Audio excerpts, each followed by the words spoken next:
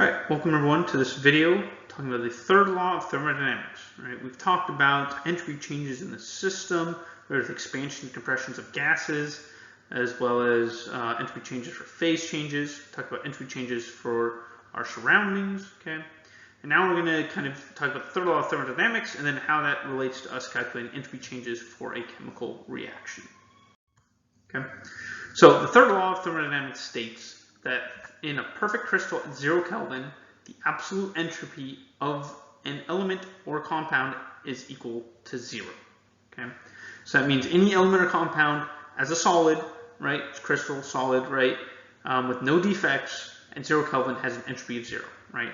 Which means entropy is an absolute value, okay, right? We have a predefined minimum entropy, it is 0. That's for a pure element, right, or molecular compound. So from a perfect crystal at 0 Kelvin. Okay.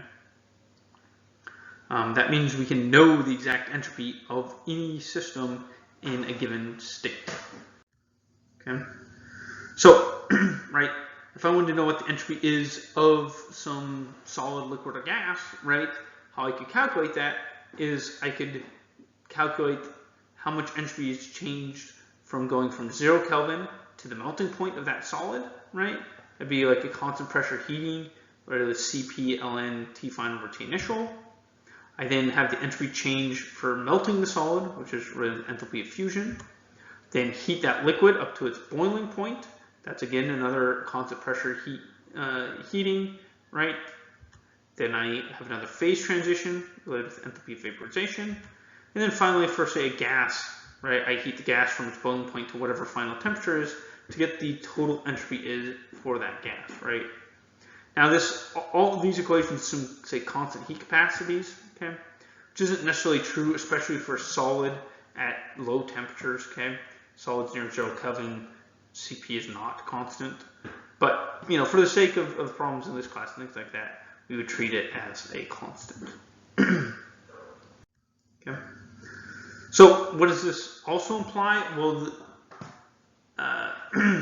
the fact that entropy is a state function, and we have this defined zero value of entropy, means that the entropy change for a chemical reaction is just the sum of the entropies of the products minus the sum of the entropies of the reactants, right, multiplied by their stoichiometric coefficients, right?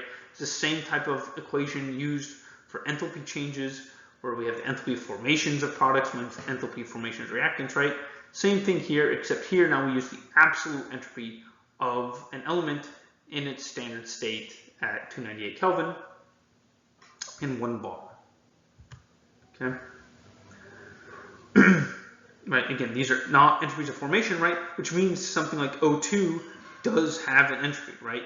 O2 does have an entropy, right?